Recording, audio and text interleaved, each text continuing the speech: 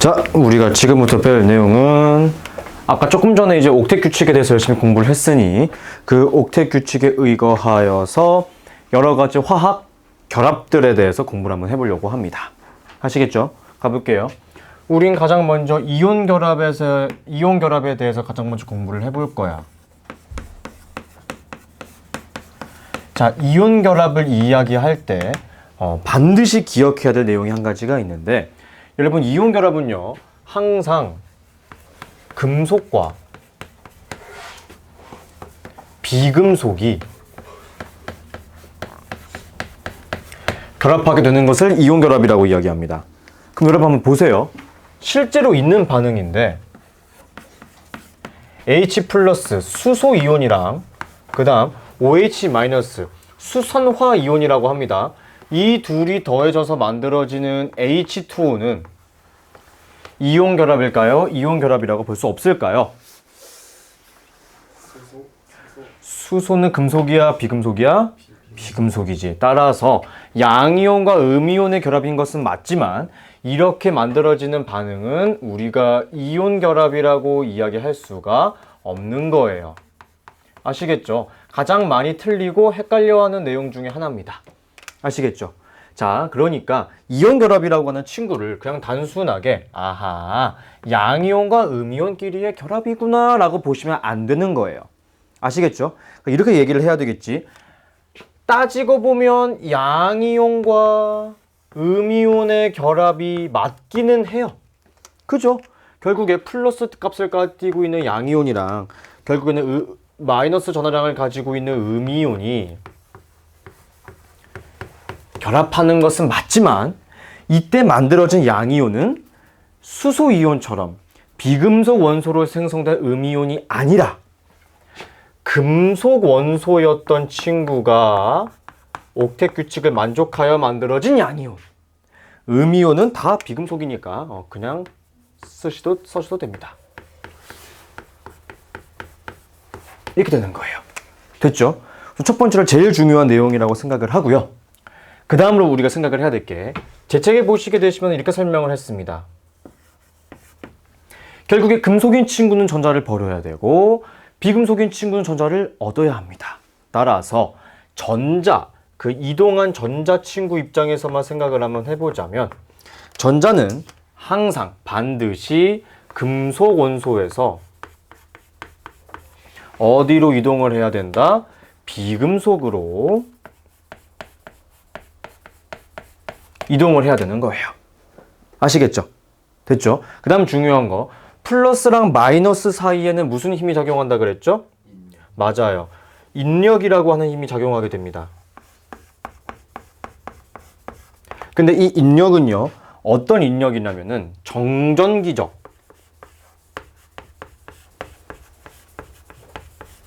인력이야. 쌤, 굳이 그렇게 디테일하게 설명하시는 이유가 뭔가요? 여러분, 인력이 항상 플러스랑 마이너스에서만 작용하나요? 또 있지 않아요? 이름이? 이거 왜 붙어요? 인력, 자기력 때문이죠. 그 친구는 전기력이 아니고 무슨 력이죠? 자기력이잖아요. 그죠? 그래서 전기적이라고 하는 표현이 중요할 것 같고, 두 번째는 정지에 있는 이유는 뭡니까? 여러분, 전류는 항상 흐르잖아. 그치? 하지만 이 친구는 정지에 있기 때문에 정전기적 인력이라고 하는 거예요. 됐죠? 요거 하나 중요할 것 같고요. 그 다음 중요한 거, 이 정전기적 인력인 이 친구는 굉장히 결합력이 셉니다. 서로 달라붙으려고 하는 힘이 굉장히 세요. 그러면 반대로 우리가 이 물질의 결합을 끊어내기 위해서 에너지의 양이 많이 필요한 거야, 적게 필요한 거야? 많이 필요한 거지. 따라서 이온 결합 물질들은 상온에서 어떤 상태로 존재하겠습니까? 고체 상태로 존재합니다. 바로 결합력이 굉장히 큰 인력 때문이에요. 됐나요? 굉장히 중요할 것 같고요. 그 다음 네 번째로 말씀드리고자 하는 것은 뭐냐면, 이렇게 만들어진 이온 결합 물질은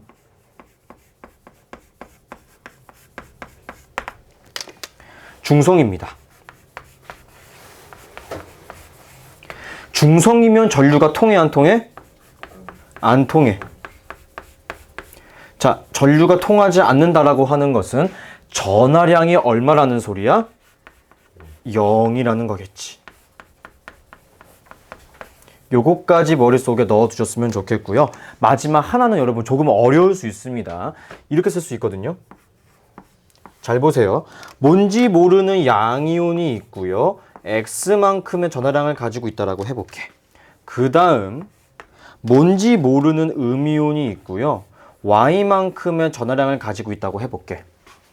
그 다음 여러분 우리는 이온 결합 물질을 쓸 때 항상 누구를 먼저 써줘야 되는 거죠? 양이온을 먼저 써야 됩니다. 그 다음에 음이온을 써줘야 돼요. 그런데 이때 Y이온의 전하량만큼의 개수가 X이온의 전하량만큼의 개수가 필요하게 되는 겁니다. 이래야 중성이 형성이 돼요. 무슨 소리냐? 여러분 알루미늄 있죠? 알루미늄은 3+예요. 오케이? 그 다음 산소 있죠? 산소는 2-입니다. 이 둘을 결합시켜가지고 이온 결합 물질을 한번 만들어 볼 건데 완전히 전기적으로 중성이 되기 위해서는 몇 개의 알루미늄이 필요하고 몇 개의 산소가 필요할지에 대해서 생각을 해보는 거죠. 그렇지. 알루미늄이 2개 있으면은 플러스 6의 전하량을 가지게 될 것이고 산소가 3개 있게 되면은 마이너스 6의 전하량을 가지게 되겠죠. 그래서 전기적으로 중성이 되는 거야. 여러분 이 공식 너무나도 중요하니까 기억해 주세요. 됐습니까? 좋아요. 그 다음으로 제가 말씀드리고자 하는 것은 이온 결합 물질이 가지고 있는 특이성, 특징들에 대해서 조금 더 설명을 해보도록 하겠습니다. 첫 번째, 전기 전도성인데요.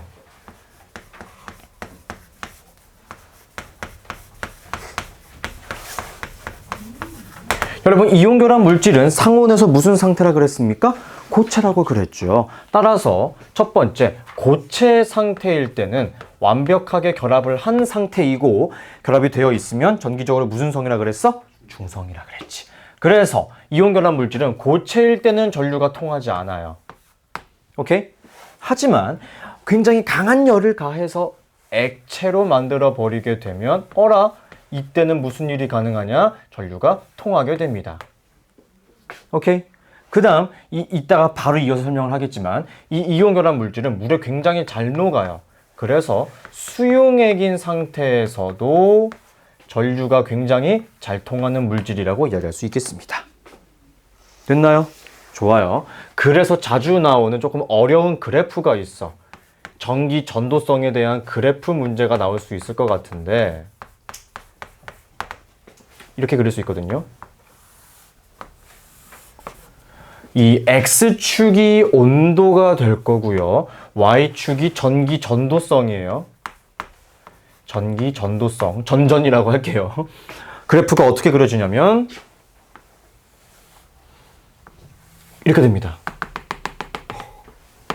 갑자기 특정 온도를 지나자마자 전기가 어때? 확 잘 통해져 버리죠. 이게 무슨 점이겠어? 고체였던 이온 결합 물질이 확 녹아버린 지점. 고체에서 액체로 가는 지점. 무슨 점이죠? 녹는 점이죠.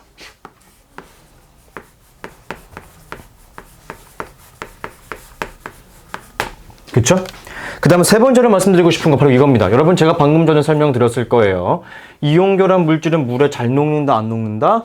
잘 녹는다. 그래서 이온 결합 물질에 대한 물의 용해성입니다.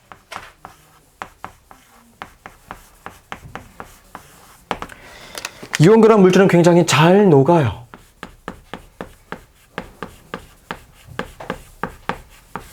잘 녹아요. 그 다음 중요한 거, 그냥 놓고 땡이 아니고 녹아 들어가게 되었을 때 다시 이온화가 됩니다. 무슨 소리야?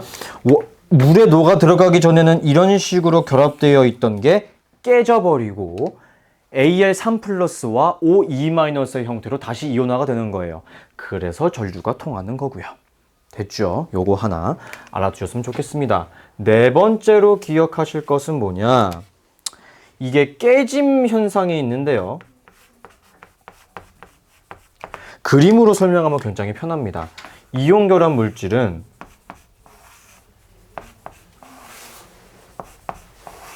이런 식으로 플러스와 마이너스가 번갈아 가면서 결합되어 있는 특징을 가지고 있어요. 그럼 어때? 옆으로도 인력, 위아래로 인력, 굉장히 짱짱한 결합력을 가지고 있겠죠. 그렇죠? 근데 내가 한쪽에다가 쾅 하고 충격을 가해. 그럼 얘가 한 칸 밀리겠지. 그럼 무슨 일이 발생해? 청력 발생하겠죠. 따라서 이 사이가 어떻게 돼? 깨져버리게 되는 거야. 그래서 깨짐 현상이라고 이야기할 수 있는 거고요. 됐죠? 요것도 하나 알아두셨으면 좋겠습니다. 왜 웃는 거지? 궁금하네. 그 다음 이 친구들은 이 이온 결합 물질은 방금도 이야기했지만 결합력이 굉장히 강하기 때문에 대부분 이온 결합 물질들은 대부분 다 고체 상태로 존재할 거고요. 따라서 물질의 녹는 점과 물질의 끓는 점이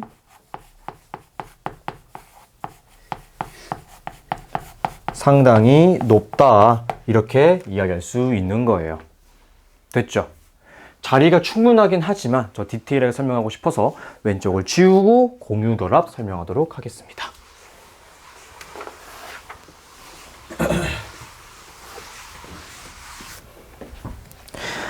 자, 세 번째 공유결합으로 한번 가도록 하겠습니다.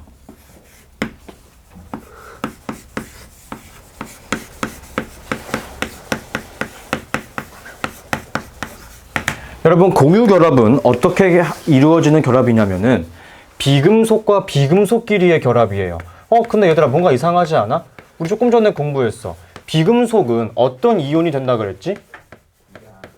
양? 비금속. 네, 음이온이죠. 그런데 그러면 음이온과 음이온끼리의 결합이야. 무슨 힘이 작용하지? 청력력. 결합이 돼, 안 돼? 안 돼. 근데 어떻게 결합이 가능한 것이냐? 그래서 이온으로 결합하는 것이 아니고요. 이온이 되기 전 상태, 우리 무슨 상태라고 부를까요? 원자 상태겠지. 그래서 공유결합은 원자와 원자가 서로 결합하게 되는 것을 공유결합 물질이라고 이야기합니다. 그런데 우리 처음 시간, 저번 시간이네요. 저번 시간에 공부하지 않았나? 원자와 원자가 결합하면 뭐라고 불렀지?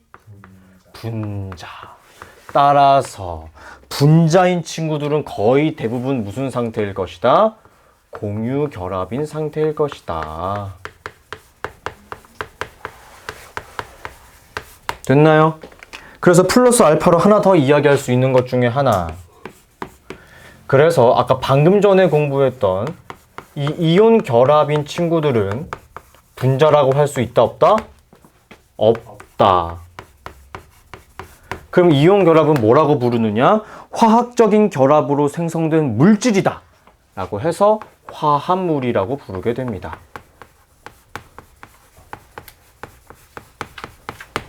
됐나요? 저거 하나 알아두셨으면 좋겠고요. 그럼 공유결합은 어떻게 만들어지는 것인가 생각을 한번 해보자면 단어에 이미 답이 있어요. 제목에. 뭐냐면 잘 들어봐. 서로 부족한 전자를 서로 공유하는 거야.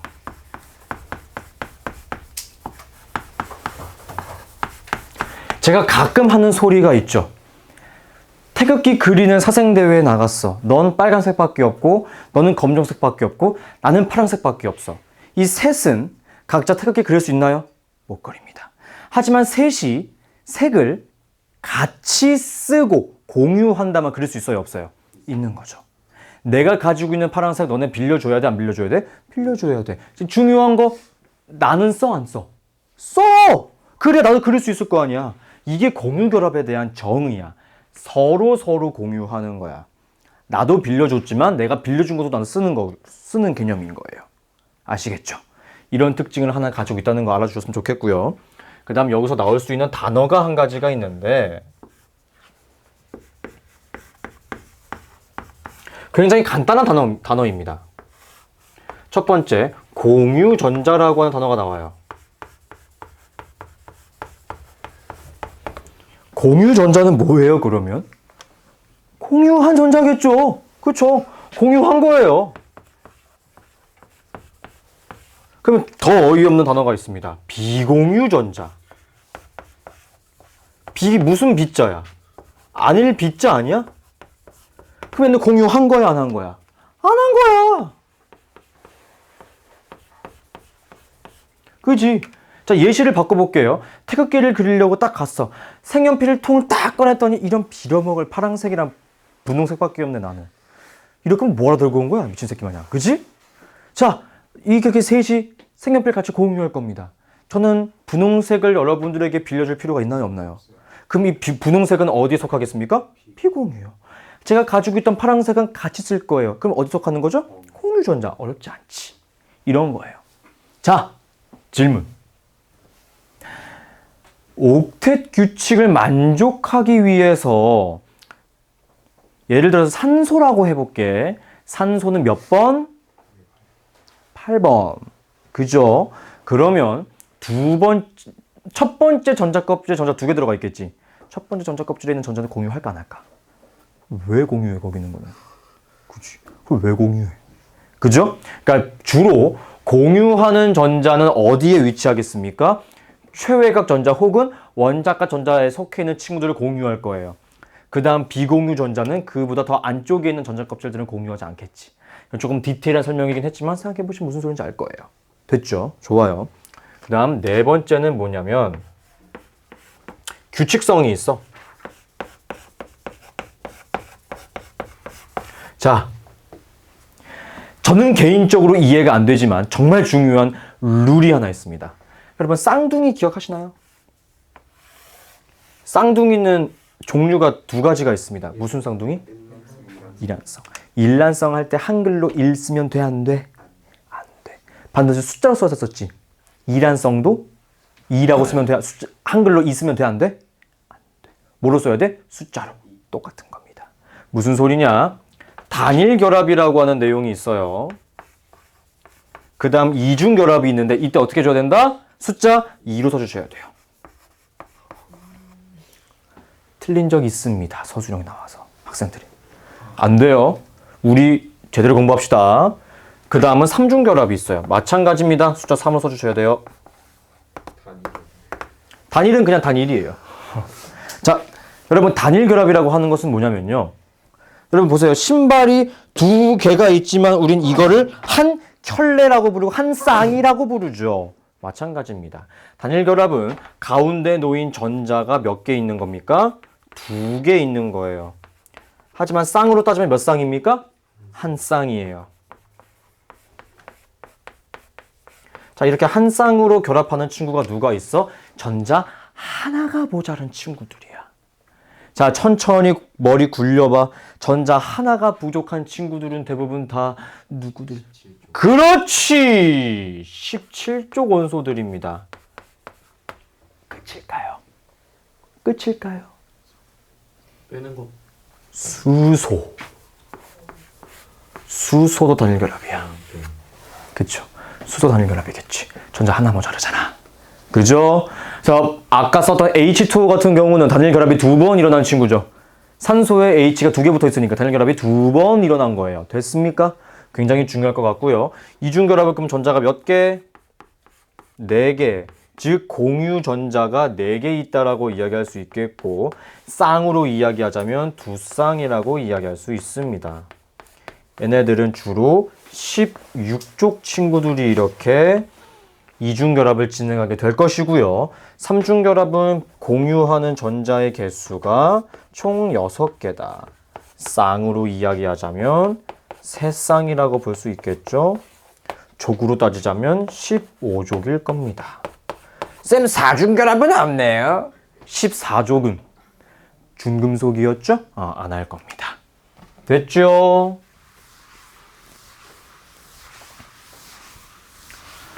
마지막 4번째 하면 오늘 수업은 끝납니다.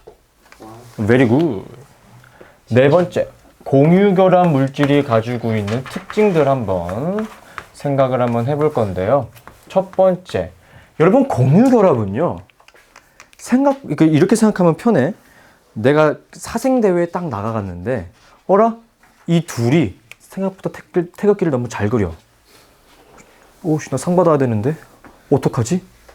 나쁜 마음을 먹고 같이 여기에 놓고 있던 색깔들을 내가 가지고 도망가 버렸어. 나는 그릴 수 있지만 너네 둘은 못 그리겠지. 즉 배신할 가능성이 큰, 약간 이런 식으로 받아들이면 편합니다. 무슨 소리야? 공유결합 물질들은 의리가 없어요. 결합력이 약해요. 여러분 아까 살짝 공부했지? 결합력이 약하면 녹는 점이라든지 그 다음 끓는 점의 온도가 더 어떻게 될까요? 낮아요. 여러분 그럼 결론, 녹는 점과 끓는 점이 낮기 때문에 공유결합 물질은 대부분 상온에서 어떤 상태일까요? 그래서 대부분 액체 혹은 기체인 거예요.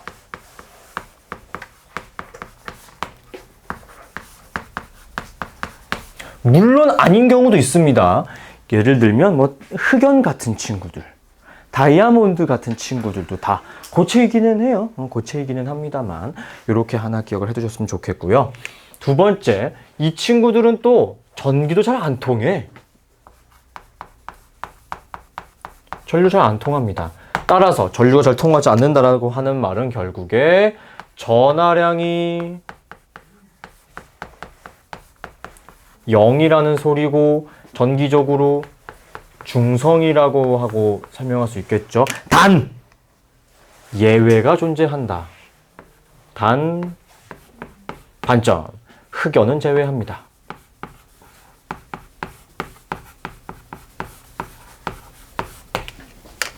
요거 하나. 그 다음 세 번째, 이온결합 물질은 물에도 굉장히 잘 녹았지만 공유결합 물질은, 발음이 안 되니, 공유결합 물질은 네, 물에 대한 용해성이 그렇게 좋지도 못해요. 하지만 녹는 친구가 없진 않아요. 대표적으로 뭐지만 설탕, 포도당 그런 친구들은 녹기도 합니다. 그러니까 대체적으로 잘 녹지 않아요. 그 다음은 중요한 것, 방금 말씀드렸던 것처럼 뭐 설탕 혹은 포도당 같은 친구들이 물에 녹는다 하더라도 이때도 전류가 잘 통하지 않아요. 뭐 요런 특징 하나까지 알아두시면 좀 완벽하지 않을까 생각을 합니다. 더 필요한 내용은요, 없어요. 요 정도만 해도 될 것 같아요. 네, 요 정도. 대신 이제는 뭐 해야 된다? 암기하시면 될 것 같은데 자리가 약간 있으니까 여기까지만 필기하고 마무리할게요. 정리를 한번 해드릴게요. 정리를 한번 해드릴 텐데 여러분 이 이온결합 물질들은요 그냥 쉽게 바라볼 수 있는 특징, 금속이 있으면 무조건 이온결합이라고 생각하시면 돼요. 거의 무조건. 오케이? 그리고 두 번째, 공유결합은 우리 주변에서 꽤 흔히 볼 수 있는 친구들이 공유결합입니다. 아시겠죠? 근데 흔히 볼 수 있으면서 기체 혹은 액체이면 대부분 다 공유결합이지 않을까 생각하시면 됩니다. 됐죠? 이 정도까지 하시면 오늘 수업은 마무리가 됩니다. 문제 풀어보시고요. 모르는 거 있으면 질문하도록 하겠습니다.